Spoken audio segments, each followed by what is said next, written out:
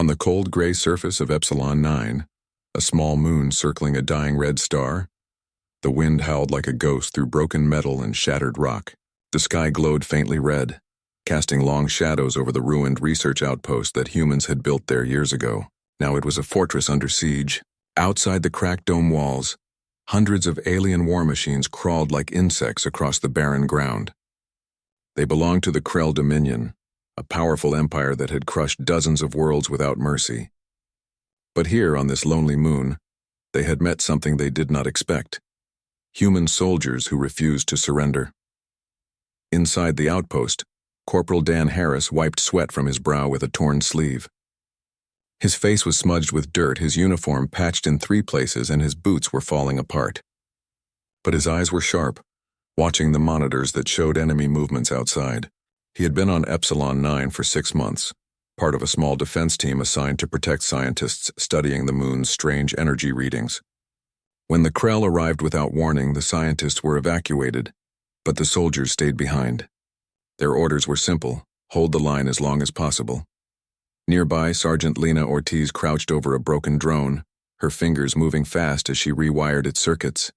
She was small but tough, with a sharp mind and a dry sense of humor that kept the others going. "If I can get this thing flying again," she muttered, "we might fool those ugly bastards into thinking we've got more troops than we do." Her voice was calm, but everyone knew she hadn't slept in over 30 hours. Still, she worked like she had all the time in the world.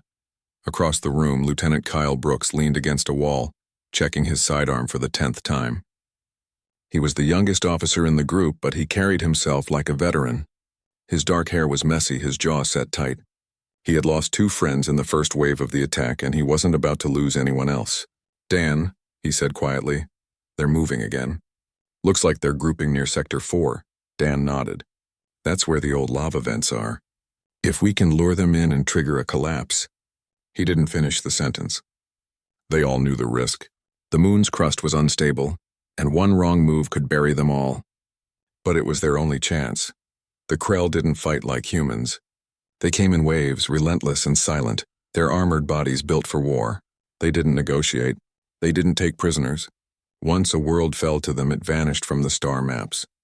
That's why Earth Command had told the Epsilon 9 team to expect no rescue. "Hold out as long as you can," the final message had said. "Buy time for the fleet to regroup." No one said how long that might take.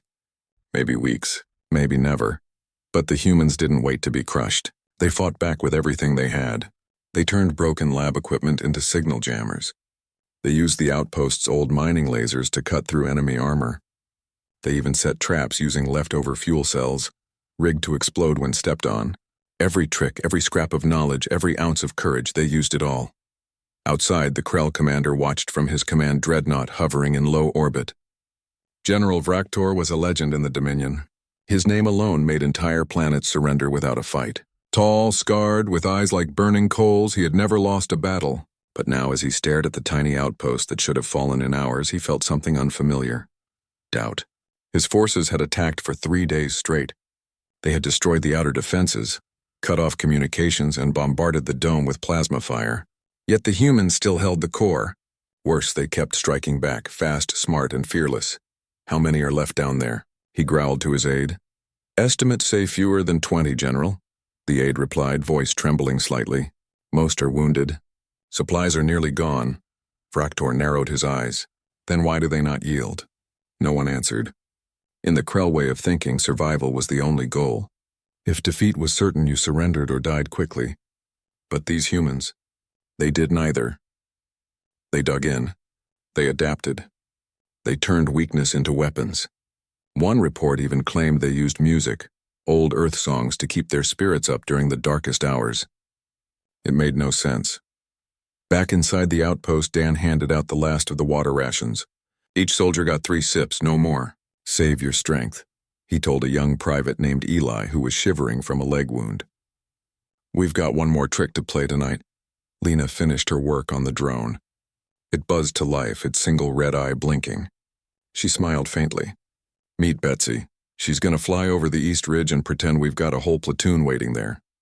Kyle checked the map on his wrist display. "Once they chase Betsy, we hit the vent control panel. If the timing's right, the ground gives way right under them. It's a long shot, Dan said. Everything's a long shot now, Lena replied, loading a rifle with the last of their ammo. Might as well make it a good one. As night fell on Epsilon 9, the humans moved like shadows through the tunnels beneath the outpost.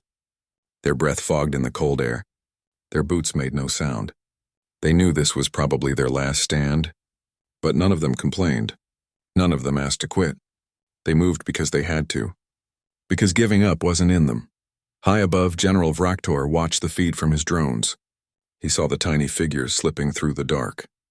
He saw the drone lift off, wobbling slightly. He saw his own troops shift position, drawn by the fake signal. And then, just as the Krell forces reached the lava field, the ground shook. A deep rumble rolled across the moon. Cracks split the surface. Alien war machines tumbled into the molten depths below, vanishing in clouds of steam and fire. For a long moment, silence filled the command deck. Then Vraktor spoke, his voice low and filled with something like wonder. These human soldiers, they do not break. He turned away from the screen, his mind racing. This was not just resistance. This was something else entirely, something he had never seen before.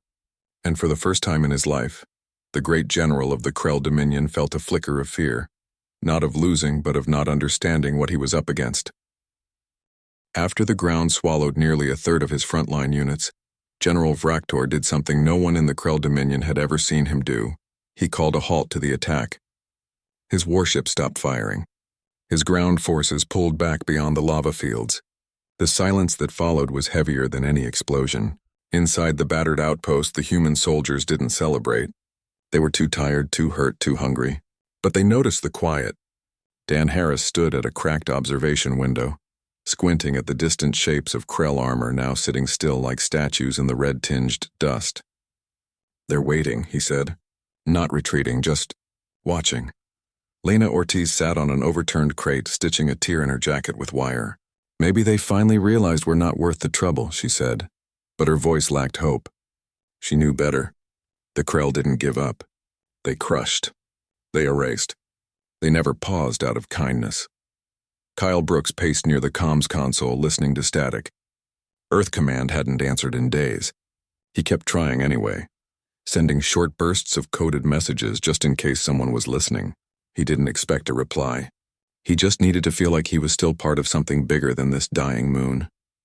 High above, aboard his massive command ship, Vraktor sat alone in his war room.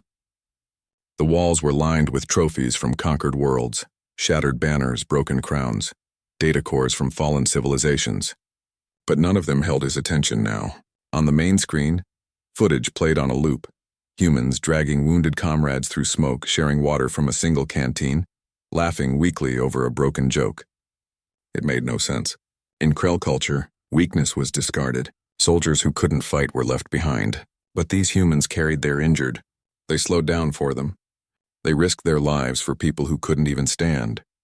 He summoned his chief xenopsychologist, a thin, pale scholar named Zelik, who had studied a dozen species before this.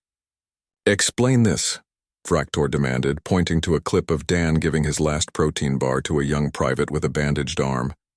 Zelik adjusted his spectacles. "From what our scans and intercepted comms suggest, humans operate on a principle called unit cohesion.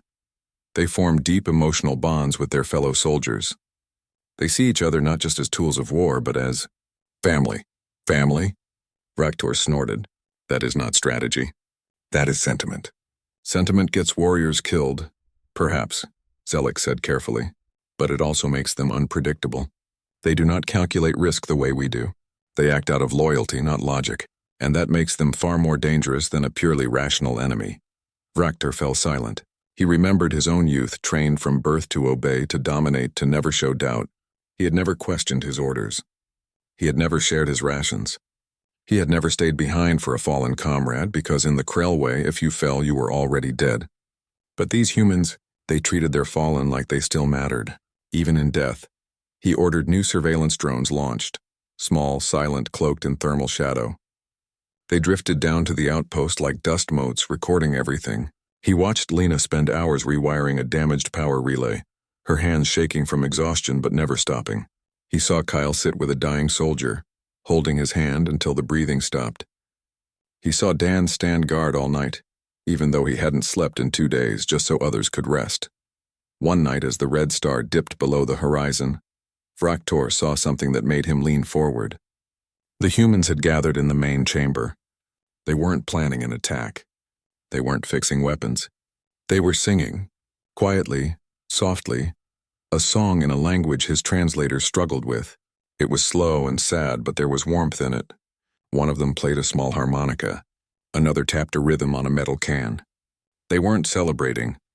They were remembering home, remembering people they'd lost. And in that moment, they weren't soldiers.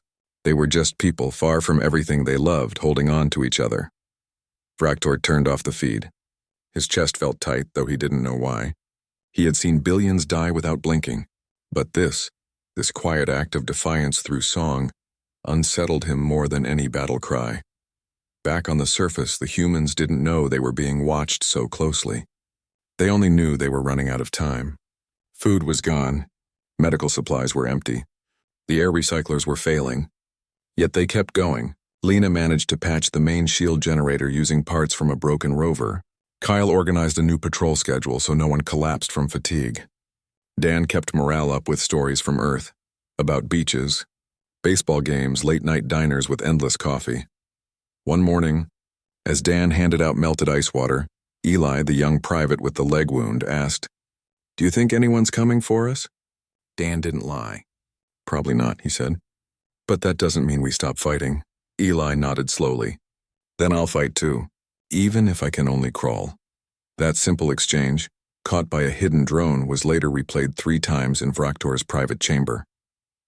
He couldn't understand it. Why would a wounded soldier choose to fight when survival was impossible? Why would his comrades let him? In the Krell way, such a soldier would be a burden. But here he was part of the team. His will mattered. Fraktor called Zelik again. "Is this normal for humans, this refusal to accept defeat?" "It is more than refusal," Zelik said. "It is identity. To them, giving up is worse than dying. They measure worth not by victory, but by how they stand when all seems lost." The general stared out the viewport at the tiny moon below. For the first time, he wondered if the Krell had been wrong about something fundamental.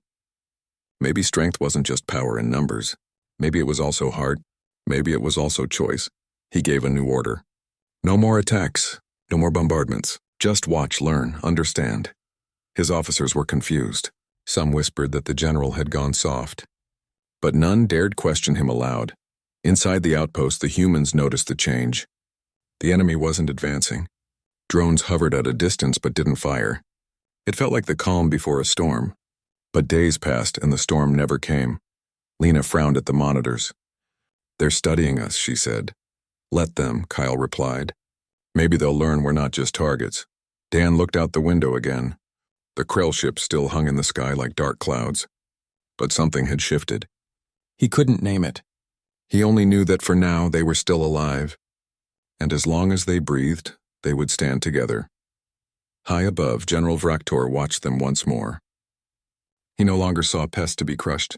He saw something rare, something strange, something he could not yet define, but he knew it was powerful. And for the first time, he did not feel the urge to destroy it.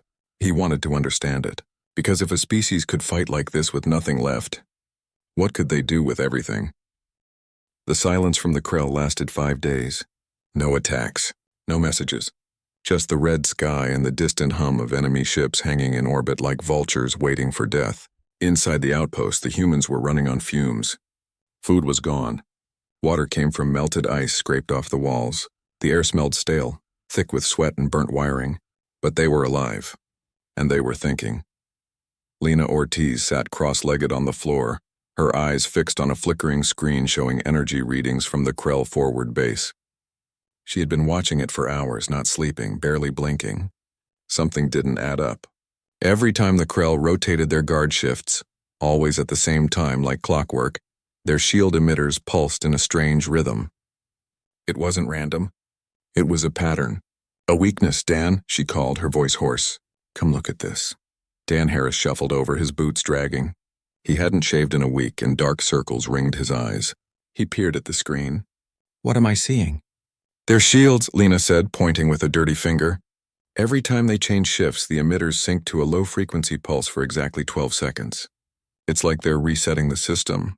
During that window, the shield is weakest, almost off. Kyle Brooks joined them, arms crossed. "You're saying we can punch through?" "Not punch," Lena said. "Slip. If we hit them right during that 12-second gap, we might disable their main power grid without blowing up half the moon." Dan rubbed his chin. "But how do we get close enough to plant charges? They've got patrols everywhere." Lena smiled faintly. "We don't go in. We send something else." She turned to the corner where a pile of broken drones sat. Among them was Betsy, the one she'd fixed days ago. "We load her with an EMP charge, small but strong enough to fry their core relay if it lands right. Then we fly her in during shift change. They'll think it's another decoy." Kyle shook his head. "They'll shoot her down before she gets halfway." "Not if they're distracted," Dan said slowly. He looked at Kyle. "Remember the old lava tube under Sector 7? The one we sealed after the last quake?" Kyle's eyes lit up. "It runs right under their base. If we send a team through it," Dan continued, "we can trigger a small collapse on the far side, just enough noise and dust to draw their eyes. While they're looking that way, Betsy slips in from the opposite side. It was risky. The lava tube was unstable. One wrong step could bring the whole tunnel down, and if the timing was off by even a few seconds, the EMP would fizzle against active shields. But it was their only shot." They gathered the remaining soldiers, 8 in total, including Eli, who insisted on coming despite his limp. They checked weapons that barely worked, packed what little gear they had, and said quiet goodbyes to those staying behind to guard the outpost. No one spoke of failure. They only spoke of doing their part. That night, under the dim red glow of the dying star, the team moved out. They entered the lava tube through a hidden hatch near the outpost's old mining bay. The air inside was hot and thick, smelling of sulfur and old rock. Their helmet lights cut thin beams through the darkness. Every footstep echoed. Every breath sounded too loud. Lena led the way, reading a handheld scanner that showed the tunnel's weak points. Dan followed close behind, rifle ready. Kyle brought up the rear, watching their backs. Eli moved slowly but steadily, jaw clenched against the pain in his leg. Above them, the Krell base hummed with routine activity. Shift change was in 20 minutes. They had to be ready. Back at the outpost, the remaining soldiers launched Betsy. She buzzed into the sky, low and quiet, her signal masked to look like a glitch in the Krell's own systems. On the command ship, General Vraktor watched the feed. He saw the tiny drone, but he didn't order it shot down. He wanted to see what the humans would do next. Something in him had changed. He no longer saw them as enemies to crush. He saw them as a puzzle to solve. Below, the human team reached the spot beneath the Krell base. Lena marked the ceiling with chalk. "This is it. One charge here should crack the rock just enough to make noise, not cause a full collapse." Dan set the charge. They all backed away. He pressed the detonator. A low rumble shook the tunnel. Dust rained down. Far above, alarms blared in the Krell camp. Soldiers rushed toward the sound, weapons raised, scanning for intruders. At that exact moment, Betsy reached the edge of the base. The Krell shields flickered, shift change. 12 seconds. She dove. The EMP charge hit the main relay hub and exploded in a silent burst of energy. Lights across the base went dark. Machines shut down. Shields dropped completely. But the humans weren't done. Lena had one more trick. Before they left the outpost, she'd rerouted every bit of spare power into the old orbital defense cannon, a weapon everyone thought was dead. It hadn't fired in years, but now with the Krell shields down and their systems rebooting, it had a clear shot. From the outpost, a lone technician pressed the firing sequence. The cannon hummed to life, glowing blue in the dark. It fired not a blast of destruction, but a focused energy pulse, designed not to kill but to disable. It struck the Krell base's central command node, frying non-lethal systems, comms, navigation, weapon locks. No one died, but the entire base was suddenly blind and silent. On the command ship, Vraktor watched his screens go black. His officers shouted in panic, but he stood very still. He saw what had happened. The humans hadn't tried to slaughter his troops. They had chosen precision over power, mercy over massacre, and they had won. The human team made it back through the tunnel just as the first Krell scouts reached the collapse site. They were exhausted, covered in dust, but alive. When they stumbled into the outpost, the others cheered, not loudly but with real joy. They had done it. They had turned the tide. High above, Vractor stared at the silent base below. His fleet could still glass the moon from orbit. He could end this in minutes, but he didn't give the order. Instead, he turned to his aide and said, "Record everything. Every move they made. Every choice," then he added, so softly no one else heard. "These human soldiers are unbelievable. Down on the surface." Dan, Lena, and Kyle stood together at the window, looking up at the unmoving Krell ships. They didn't know what would come next. But for the first time in weeks, they felt something like hope.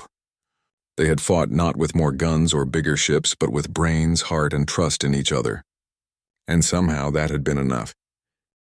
The Krell ships stayed in orbit, silent and still, like great black stones hanging in the red sky. No more attacks came. No more drones. No more threats. Inside the outpost, the humans waited, weapons ready but hearts unsure. They had won a battle, but they knew the war wasn't over. Yet something felt different. The air didn't hum with tension anymore. It felt like the calm after a storm that never broke. Then, without warning, a signal came through the comms console. Not a weapon lock. Not a warning blast. A message. In broken but clear English, it said, "General Vractor requests direct communication." Kyle Brooks stared at the screen. "Is this a trick?" Lena shook her head slowly. "If they wanted us dead, they'd just fire. They don't need to talk." Dan wiped his hands on his pants. "Then we answer. But we stay sharp." They patched the main display together using spare parts and linked it to the Krell frequency. A moment later, the face of General Vractor filled the screen. He was tall, his skin rough like old stone, his eyes deep and dark. Scars ran across his face like maps of past wars. He looked tired but not angry. Behind him, the walls of his command ship glowed with strange symbols. "I speak to the leaders of the human defense," he said, his voice deep and slow, shaped by a translator. Kyle stepped forward. "This is Lieutenant Kyle Brooks. I speak for my unit." Vractor studied him, then glanced at Dan and Lena standing nearby. "You have held this moon against my forces for 12 days. You have no reinforcements, no supplies, no hope of victory, yet you fight. Why?" The question hung in the air. It wasn't a taunt. It sounded like he truly wanted to know. Kyle didn't hesitate. "Because someone has to," Lena added, "and because we don't leave anyone behind." Vractor was quiet for a long time. Then he said, "Your tactics were clever. Your will stronger than I believed possible. I offer you this: surrender the outpost. Give me your tactical logs, your battle data, your recordings of your decisions. In return, I will grant safe passage for all your soldiers, living and wounded, to leave this moon. My ships will escort you to neutral space." The humans exchanged glances. It sounded too good to be true. But they had nothing left to lose. Dan spoke up. "All of us. Every single one. Even those in cryostasis. Even Eli, he can barely walk." Vractor nodded once. "All. And no tricks," Lena said. "No trackers on our shuttles. No ambushes halfway." "I give my word as a Krell commander," Vractor said. "My honor is bound to this offer." In Krell culture, a commander's word was final. To break it was worse than death. The humans knew this from old intelligence files. They believed him, but Kyle wasn't done. "The data you want, it's not just files. It's why we did what we did. If you take it, you have to understand it's not about winning. It's about standing together." Vractor's eyes narrowed slightly. "I do not yet understand your ways, but I wish to." That was enough. Over the next few hours, the humans prepared to leave. They gathered their wounded, loaded them onto stretchers, and carried them to the 2 remaining shuttles in the hangar bay. Eli walked with a limp but refused help. The cryopods, holding 3 soldiers too injured to wake, were carefully moved and secured. Lena uploaded their logs onto a single data crystal. Every decision, every trap, every moment of doubt and courage. She held it in her hand for a long moment before sealing it in a case. Outside, Krell dropships landed at a safe distance, their ramps lowering to show empty holds. No soldiers came out. No weapons were raised. It was a gesture of trust. As the last human boarded the shuttle, Dan turned back to look at the outpost. It was broken, scorched, half buried in dust, but it had held. It had been their home, their fortress, their last stand. He felt a lump in his throat but said nothing. Inside the lead shuttle, Kyle activated the comms one last time. General Vraktor, we're ready. On the command ship, Vraktor watched the feed. He saw the humans helping each other climb aboard. He saw Lena hand the data crystal to a Krell envoy who approached alone, unarmed. He saw Dan give a final salute to the ruined dome before stepping inside. He gave the order. Escort them to the edge of Dominion space. Do not interfere. Do not follow beyond the border. His officers obeyed without question. For the first time in the history of the Krell Dominion, an enemy had walked away from a battlefield not as prisoners, but as honored adversaries. As the shuttles lifted off, trailing smoke and fire into the red sky, the humans inside stayed silent. No cheers, no tears, just relief deep and quiet. They had survived. Not because they were stronger or better armed, but because they refused to let each other fall. High above, Vraktor stood at his viewport, watching the tiny ships grow smaller. He held the data crystal in his hand. It was warm as if it carried the heat of human will. He thought of the song they had sung in the dark. The way they shared water, the way they carried their wounded, the way they chose mercy over destruction when they had the upper hand. He turned to his aide. Mark this system as off-limits. No Krell forces are to enter Epsilon space without my direct command. The aide bowed. Yes, General. Vraktor didn't move. He kept watching until the shuttles vanished into the stars. Then he whispered so softly only he could hear. We do not conquer what we do not understand, and I do not yet understand humans. Down on the moon, the outpost stood empty. Wind blew through its broken halls. Dust settled on abandoned gear. But the spirit of those who had held it remained, in every trap they'd set, every wall they'd defended, every choice they'd made when no one was watching. And far away, in the belly of a Krell warship, a general who had once believed only in power now carried a small piece of something else. Curiosity, respect, maybe even the first seed of change. The humans were gone. But their story had just begun to spread. Months passed. The red glow of Epsilon 9 faded into memory, replaced by the soft blue skies of New Terra, a quiet colony world far from the front lines. Dan Harris sat on a wooden bench outside a small medical rehab center, watching clouds drift across the sky. His leg still ached from an old wound, but he could walk without help now. Nearby, Lena Ortiz tinkered with a broken radio, her fingers moving with the same quick precision they'd used to rewire drones in the dark. She wasn't in uniform anymore, but she still wore her dog tags under her shirt. Kyle Brooks stood by the fence talking quietly with Eli, whose limp had improved but whose eyes still held the weight of what they'd been through. They were healing slowly in body and mind. None of them spoke much about the moon. They didn't need to. They had been there together. That was enough. Back on Earth, news of their stand had spread, but not as a grand victory. Command called it a tactical delay. The public barely noticed. There were bigger wars, newer threats. But in certain circles, military academies, strategy rooms, quiet bars where old soldiers gathered, the name Epsilon 9 was spoken with respect. Not because they won a battle, but because they showed what humans could do when backed into a corner with nothing but each other. Far away, beyond the edge of known space, things were changing too. The Krell Dominion, once a relentless tide of conquest, had stopped its advance along the Orion Arm. Scout ships reported strange behavior, Krell patrols avoiding human-inhabited systems, even when lightly defended. Trade routes once seized without warning were now left untouched. Whispers traveled through alien ports and neutral stations. Some said the Krell had grown weak, others said they had grown wise. Aboard his flagship, General Vraktor sat alone in his war room. The data crystal from Epsilon 9 rested on his desk, glowing faintly whenever he played it. He had watched the footage hundreds of times. The song, the shared rations, the way Kyle held a dying soldier's hand.